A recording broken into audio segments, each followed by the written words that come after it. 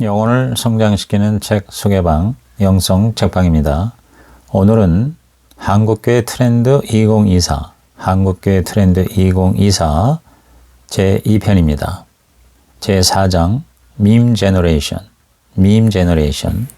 밈이란 인터넷에서 이미지, 동영상, 해시태그, 유행어 등의 형태로 급속히 확산해 사회문화 일부로 자리 잡은 소셜 아이디어, 즉 트렌드를 지칭한다. 인터넷에서 시작된 유행이 각종 커뮤니티나 SNS를 통해 재창조되는 패러디물이다. 밈, 에미라는 말은 원래 모방을 뜻하는 그리스어 미메시스와 유전자라는 제네가 합해진 합성어다. 밈이란 인간의 유전자처럼 자기 복제적 특징을 지니며 번식해 대를 이어 전해져 오는 사상이나 종교, 이념 같은 정신적 사유라고 정의할 수 있다. 그것은 사람들 사이에서 구존을 통해 재생산되는 모든 문화적 현상을 총칭한다. 밈이라는 단어는 이제 인터넷 보급과 함께 새로운 소통 방식을 설명하는 단어로 사용되고 있다.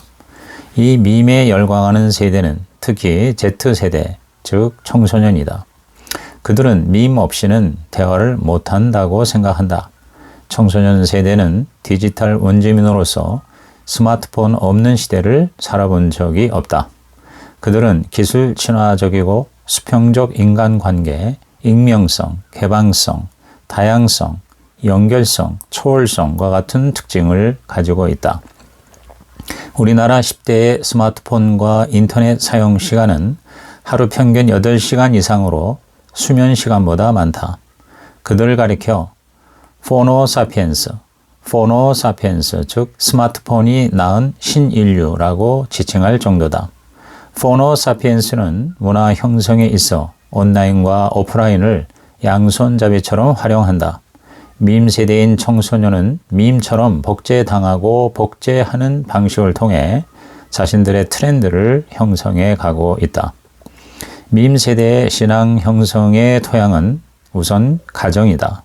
코로나로 인해 더욱 집에 있는 시간이 많다 보니 부모를 모델링할 수밖에 없다. 그들에게 가장 큰 영향을 준 사람이 1위가 어머니고 2위는 이전에는 목사였는데 지금은 아버지가 차지하게 되었다.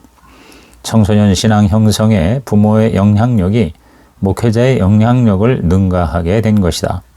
신앙 형성에 가장 큰 영향을 준 활동도 가정 예배로서 코로나 이전보다 3배 이상 상승했다. 청소년 신앙에 있어서 가정과 부모의 영향이 점점 커져가고 있다는 것이다. 실제로 크리스천 중고생은 60% 이상이 모태신앙 출신이다. 이러한 모습은 한국 교회가 점점 가족 종교화되고 있고 청소년기 이전에 가족을 제외한 다른 통로를 통해서는 거의 전도가 되지 않는다는 것을 보여준다. 부모는 청소년 신앙 형성에 결정적인 역할을 함과 동시에 신앙을 해체하는 데도 큰 영향을 미친다. 자신의 자녀가 교회에 출석하는 것을 좋아하지 않는 부모의 비율이 50%에 이르고 심지어 교회 중직자 부모의 29%도 청소년 자녀의 주일 교회 출석을 부정적으로 보고 있는 실정이다. 크리스천 부모의 이러한 이중적인 모습은 자녀의 신앙을 무너뜨리는 데 있어서 결정적이다.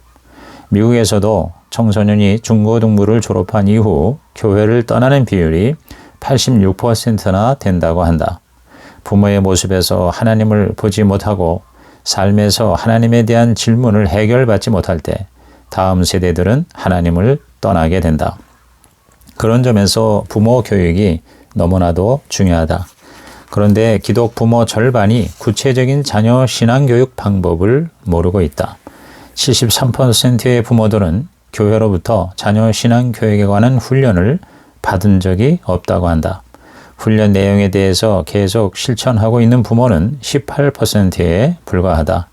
이는 전체 부모의 5%에 해당된다. 다음 세대를 위해서는 부모 교육부터 실천해야 한다. 청소년 형성에 부모가 모판이라면 목회자와 교사는 뿌리와 같다.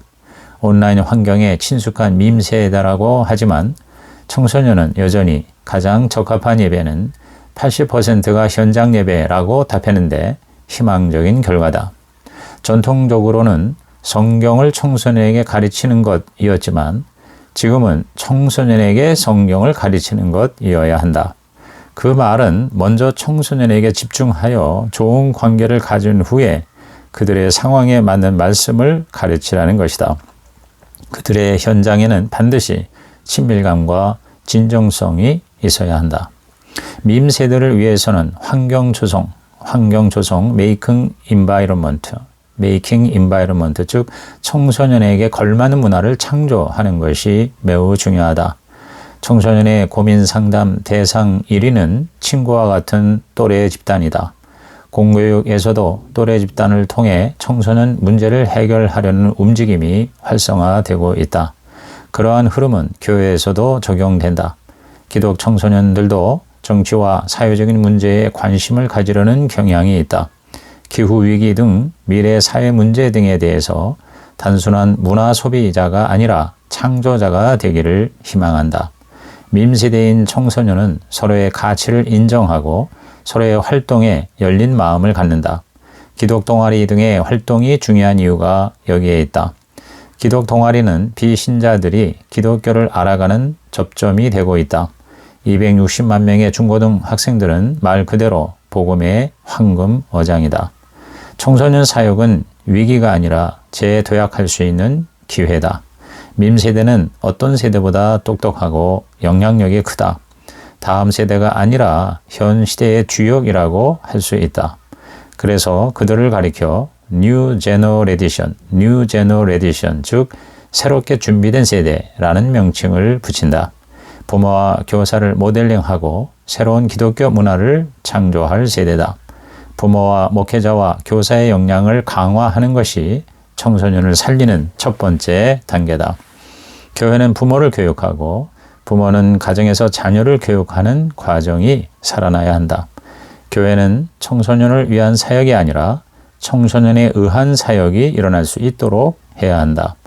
청소년에 의한 사역은 옴니채널로 진행해야 한다. 옴니채널이란 라틴어로 모든 것을 의미하는 옴니와 채널의 합성으로서 소비자가 온, 오프라인을 자유자재로 넘나들며 원하는 상품을 검색하고 구매할 수 있는 경로를 의미한다. 온라인 예약과 오프라인 상담을 연계하는 것이 대표적인 옴니 채널을 통한 사역이다. 청소년들이 고민하는 다양한 주제에 맞춘 상담 일정으로 온라인으로 공지하고 미리 신청을 받아 오프라인에서 만나는 방식이다. 가급적 청소년이 스스로 주도하는 온라인 사역을 하게 하라. 청소년들이 자체적으로 온라인 콘텐츠 크리에이터가 되어 활약하게 하는 것이다. 그것은 복음에 그들만의 시대적인 옷을 입히는 것이다. 제5장 3040 밀레니얼스 약한고리 3040 한 세대는 대체로 부모와 자녀의 나이 차이인 30년을 의미했지만 갈수록 10년 터울로 세대 구분과 갈등이 심화되고 있다. X세대는 1960, 70년대, N 즉 네트 세대는 1977에서 1997년대, M세대는 2000년 이후, 그리고 최근에 Z세대에 이르고 있다. 세대 구분은 사회의 변화 속도에 따라서 달라진다. 우리나라는 압축적 성장으로 인해 세대 간의 갈등이 그 어느 나라보다 심하다. 기대 수명도 길어지고 있어서 전체 생애 주기의 중간에 해당되는 나이가 점점 높아지고 있다. 1970년에 62세였던 기대 수명은 2021년에는 84세까지 늘어났다. 현재 중위 연령은 2022년 현재 45세로 나타나 있다. 초혼 나이는 남성 34세, 여성 31세다. 25세에서 49세 남성 절반이 현재 미혼 상태이다. 2021년 인구조사에 의하면 40대가 인구에서 차지하는 비율이 합해서 29%, 즉 1,500만 명이다. 전체 인구의 3분의 1이 조금 못 된다. 이들은 1970년대에서 1990년대 초까지 출생한 자들로 가난과 궁핍을 경험하지 않았다. 이들의 특징은 복잡하고 다양하지만 대체로 개인 중심, 가족 중심이다. 스펙 쌓기에 골몰하고 옳고 그름에 대한 판단이 유동적이다. 과정과 결과의 공정성을 중시하고 경제에 올인하지만 경제 사정이 그렇게 넉넉하지 않은 것이 큰 문제다. 연애와 결혼과 출산을 포기한 이른바 삼포세대라는 별칭을 가지게 되었고 우리 사회에서 최초로 부모보다 잘 살지 못하는 세대가 될 가능성이 크다. 그러면서 욜로 오직 한 번밖에 없는 인생 또 워라벨 일과 삶의 균형이 자연스러운 가치관이 되고 있다. 결혼을 반드시 해야 한다는 생각은 남자의 경우 20%, 여자의 경우 13%에 불과하다. 1인 가구가 늘어나고 있고 고독사도 심각해지고 있다. 크리스찬 3040 세대도 다르지 않다. 3040 크리스찬의 삶의 만족도는 39%에 불과하다. 삶의 만족도는 경제 수준이 올라갈수록 높아졌다. 생활에 만족하지 못하는 가장 큰 이유는 경제력으로 78%다. 23%가 자신들의 미래에 대해서 희망이 없다고 했다. 미래에 희망이 없는 이유도 경제력이 부족해서라고 81%가 대답했다. 이들은 스트레스로 인해 신앙에 대해서 관심이 약화된다고 했다. 직장과 사회생활에 스트레스를 받는 자들이 가사와 육아에 지친 응답자들보다 신앙에 더 큰 부정적인 영향을 받는 것으로 나타났다. 3040은 종교에 무관심한 편이다. 우리나라 무종교인은 20대 다음으로 30대 76%, 40대 67%에서 가장 많다. 30대에서 가장 많은 사람들이 교회에 다니다가 무종교인이 되었다. 그들의 교회에 대한 신뢰도는 14%밖에 안 되는 아주 매우 낮은 수치였다. 개신교인 30대의 비율은 19%, 40대는 20%로서 다른 종교에 비해 월등히 많았지만 이들 가운데 가난한 성도가 매우 많다는 것이 문제다. 3040 세대 개신교 신자 3명 중에 1명은 교회에 출석하지 않고 있다. 3040 크리스찬의 신앙은 매우 불안정하다. 그들의 절반 이상이 모태신앙이다. 그러나 3040 세대의 80%가 신앙에 대해서 회의를 경험한 것으로 나타났다. 신앙의 회의를 가지는 것은 교리나 신앙의 본질적인 문제보다 기독교인들의 윤리 문제로 실망한 것이 훨씬 많다. 코로나 이후 신앙이 좋은 사람은 더 좋아지고 약한 사람은 더 약해지는 양극화가 뚜렷하다. 신앙 단계가 경제적 요인에 의해 영향을 받고 있다는 것이 중요하다. 경제적으로 여유가 있어야 신앙생활에 충실하게 임할 수 있고 경제적으로 불안정하면 신앙생활도 불안정해진다는 것을 의미한다. 3040 세대는 절반 이상이 현장 예배를 드리지 않는다. 다른 신앙 활동도 활발하지 않다.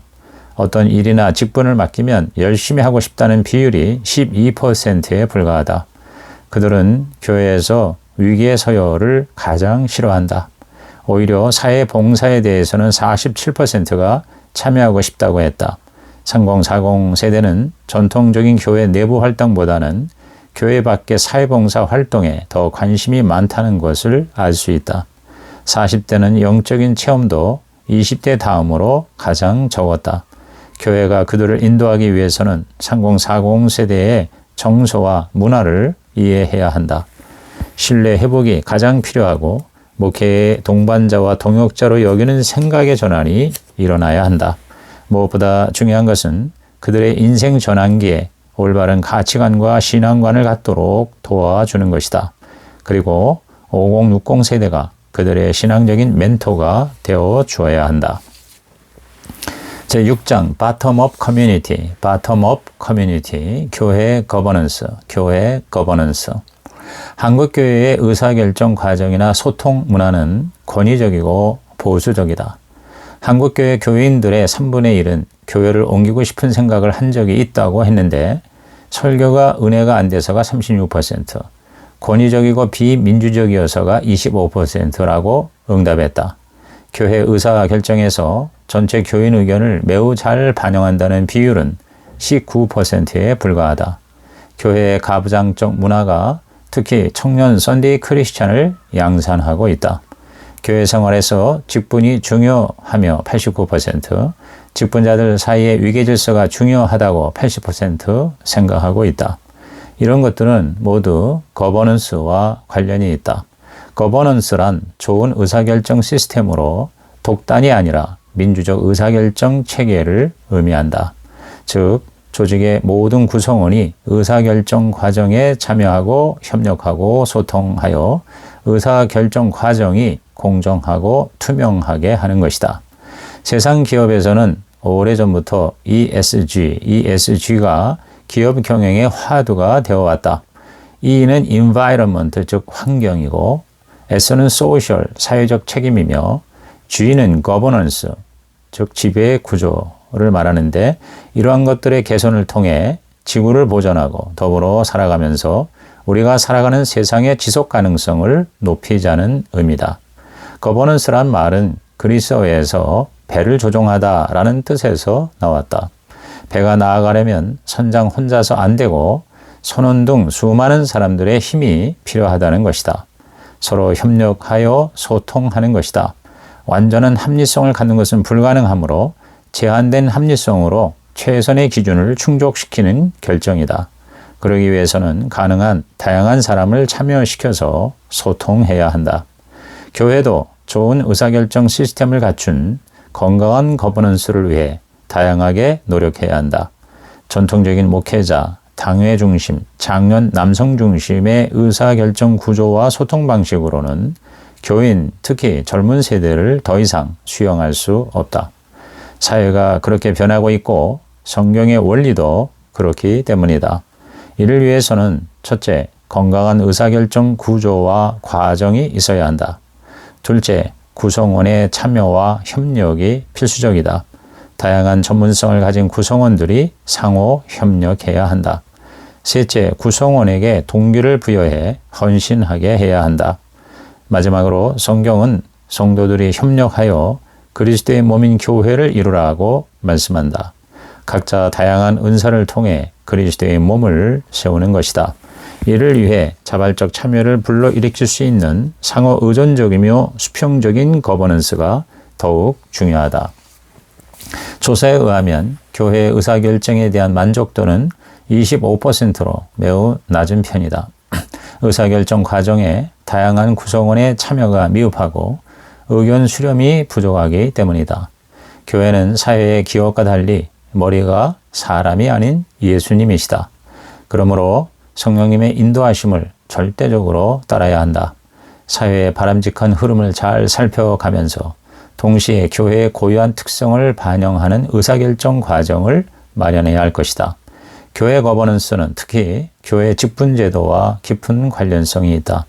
한국교회의 직분자가 부정적인 이유는 직분자 선정 과정과 직분자의 모습이 성경적이지 않기 때문이다. 직분을 사회처럼 계급이나 승진의 개념으로 받아들이면 교회 안에 목사, 장로, 안수집사, 권사, 집사, 평신도라는 서열이 형성된다. 한국교회는 교회 조직 운영을 긍정적으로 인식하지 않고 있다. 교회 조직과 운영에 대해 절반 이상이 만족하지 못하고 주기적인 평가가 이루어지는 경우는 29%에 불과하다. 갈등 관리도 조정 메커니즘이 있다고 응답한 사람은 31%에 머무르고 있다. 교회 거버넌스가 부정적인 이유는 첫째, 지나친 담임 목사 중심의 구조고, 둘째, 직분제도에 대한 잘못된 인식과 계층화 때문이다. 직분제도가 신분, 서열화되면 여러 문제가 발생한다. 심리적인 거리감이 생기고 그 결과 자유로운 소통이 불가능하고 결과적으로 폐쇄적인 조직이 되고 마는 것이다.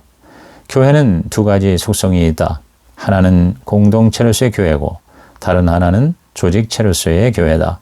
공동체로서의 교회는 조직이라는 옷을 입어야 한다.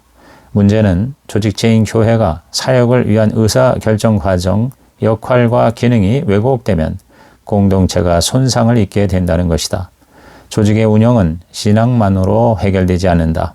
건강한 거버넌스 역량을 갖춰야 한다. 이를 위해서는 먼저 한 백성의식, 권위와 자율 간의 균형, 상호 호혜성의 원칙을 잘 지켜야 한다. 건강한 거버넌스를 위해서는 무엇보다 성령의 인도하심을 따라야 한다. 성령님을 주인으로 모시면서 그분의 결정을 분별하고 순종하는 것이다. 아울러 당회의 민주적인 운영, 재직회의 활성화, 직분자의 올바른 역할인식을 위한 교육 강화, 교인의 전문성 활용, 여성과 청년 세대의 참여 기회의 확대, 의사결정의 투명성과 소통 채널 강화, 그리고 주기적인 평가와 피드백 등의 노력이 있어야 한다. 지금 사회는 모든 것이 투명하기를 원한다. 당신이 알리지 않으면 우리가 기어코 알아낼 것이다 라는 것이 SNS 수사대의 좌우명이라고 한다. 제7장 Church in Church, Church in Church, 교회 안의 교회. 코로나 이후 대한민국의 새로운 트렌드는 나 혼자의 시대다. 개인을 확장시킨 슈퍼개인의 사회 트렌드가 자리를 잡았다. 혼자 사는 사람이 한국 사회의 뉴 노멀이 되고 있다.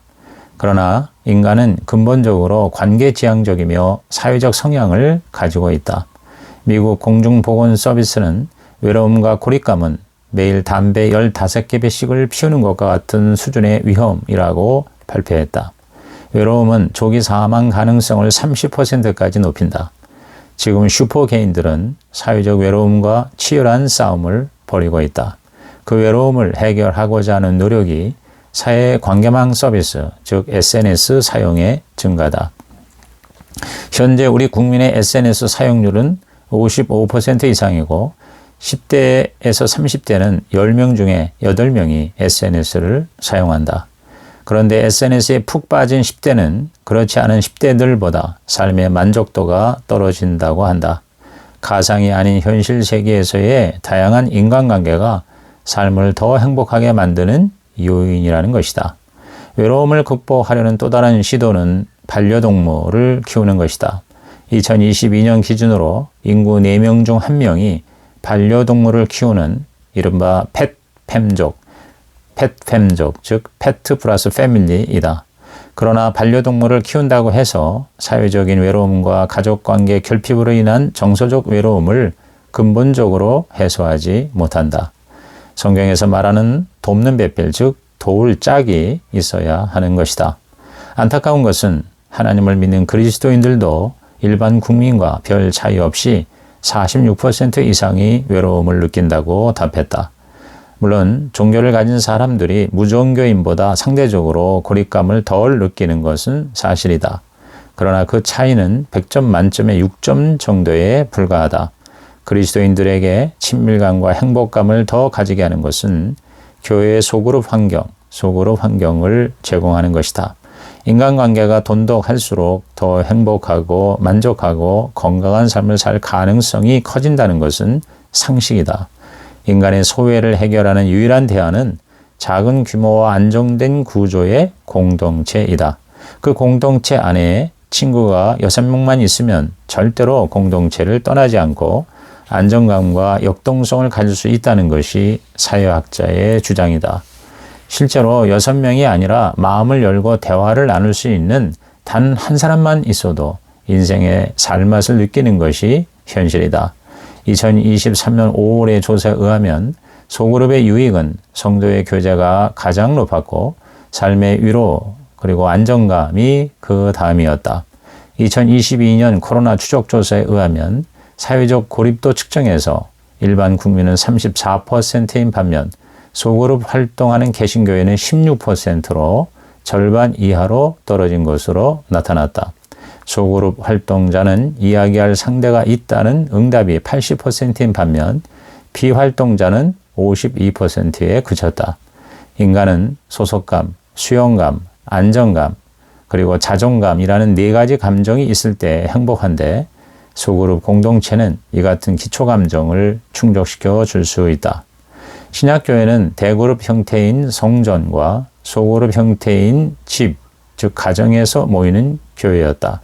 그들은 4가지 기초감정에 더해 영적인 연대감을 가진 공동체였다.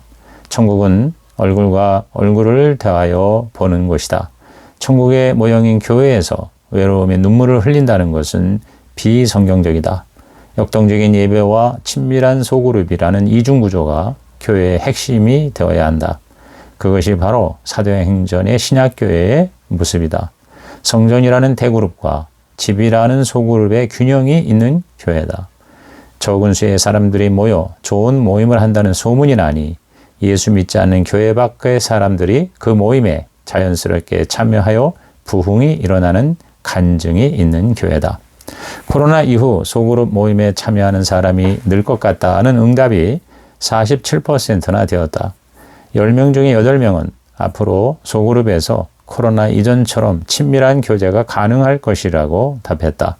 소그룹의 독립성과 대그룹의 유기성이 함께하는 공동체가 필요한 이유가 여기에 있다.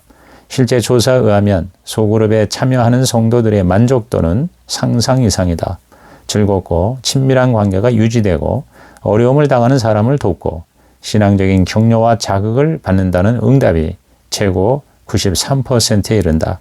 소그룹이 잘 되기 위해서는 열린 분위기가 있어야 하고 시간 안배가 2시간 이내가 되어야 하고 7명 정도의 인원수와 열린 질문 그리고 모임의 지속성 등이 필요한 것으로 조사되었다. 소그룹의 성패는 준비된 소그룹 리더다. 리더는 영성과 인격, 지성과 사회 공적 영역에 대한 전방위적인 이해를 가지고 있어야 한다.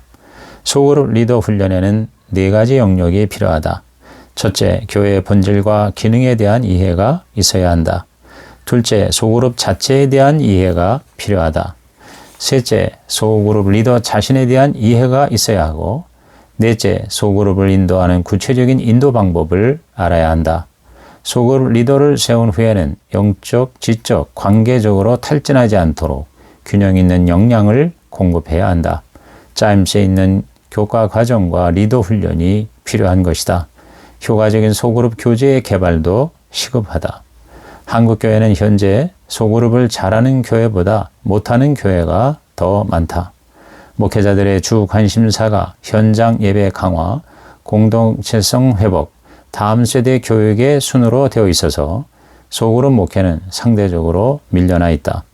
그러나 소그룹은 더욱더 요청되는 시대적 트렌드임에 틀림없다. 최근에는 지역 중심의 전통적인 소그룹을 운영하는 교회들이 지역 플러스 연령, 지역 플러스 직업 등의 형태로 소그룹 모임이 변화하는 양상을 보이고 있다. 서로의 안부를 묻고 새신자를 환대하고 서로를 위해 함께 울고 웃고 물질적 필요까지 자연스럽게 나눌 수 있는 소그룹이 있고 더 나아가 사회 안전망으로서의 역할까지 감당하는 한국교회가 되기를 기대해 본다. 이상 한국교회 트렌드 2024, 한국교회 트렌드 2024 제2편을 마칩니다.